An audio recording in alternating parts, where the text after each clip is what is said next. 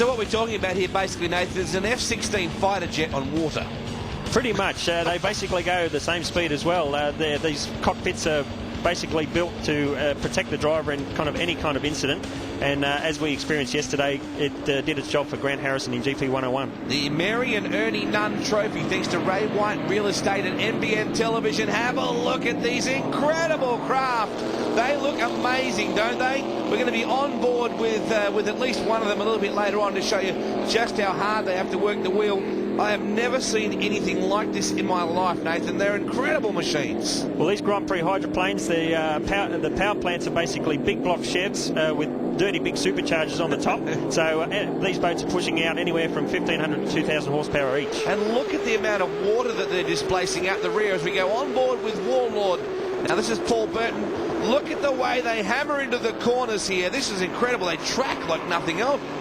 Well, these hydroplanes, we heard a bit earlier about the idea of a hydroplane design is they skim across the top of the water, but they have dirty great big turn fins on the left-hand side, and as you see the boats turn into the corner, that great big wall of water that shoots up in the turn, the rooster tail from the turn fin, that's basically a ton of water getting thrown into the air. Have a look at that. When we go back on board with Warlord, you'll get a bit of a shot of something that you called the canard wing. Let's have a look here. That's Cunningham in the background. In the foreground, though, Warlord. Burton is just hammering into these corners. No disrespect, Paul Burton looks like the kid that you kick sand in the face of the beach, but he's certainly pulling the chicks now with that incredible boat.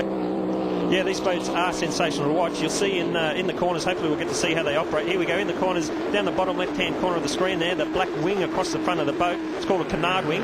It's attached to the left foot of the driver, basically. Because these boats are air-assisted, we've got a little wing on the front that they jump on the wing and help keep the front of the boat down. But we've got a problem here at the moment with Paul Cunningham. Yes, Cunningham's got some serious dramas. The boat is slowed to basically a crawl. There's a lot of smoke coming out of the back too. Let's hope it's not a fire. Let's hope it's just maybe a whole lot of oil that has dumped out. Cunningham doesn't seem overly concerned by it all. But that, however, is going to favour this man big time. Warlord, as we have a look at that canard wing there, just starting to work. Canard, because he can hardly turn without one. Where's canard come from? To be honest, I'm not sure where the actual word comes from, but as you mentioned, can hardly see them. Oh, that's just amazing, that shot, mate. The water these things pump out the back on the last lap is incredible.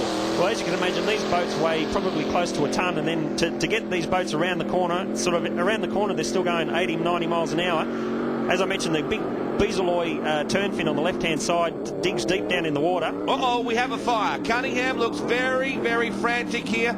You can see him signaling. Now, that's the ultimate irony. Your craft is on fire. You're surrounded by water, and nothing's going to help. Burton gets the win. It says DNF next to Cunningham's name. That stands for Don't Need Fire.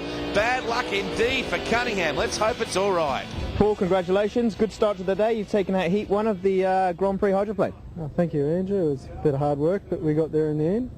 Unfortunately for Paul, it's like he did a bit of damage maybe, and hopefully we'll get ready for the second heat. We had a small fire at the back of the boat. Basically what's happened is the magneto, which has been given us a bit of trouble all weekend, this is the second one we've changed out. Basically it's just caught a light, and a bit of methanol in there and a bit of steam, so took the precaution, set the fire extinguisher off, and everything looks good. We'll have to go through it all and just see if our day's over or not. Well, as it would turn out, unfortunately, Cunningham couldn't get the boat refired, and despite a spectacular moment for Burton, he went on basically to take out the day. The Mary and Ernie Nunn Trophy goes to Paul Burton in Warlord.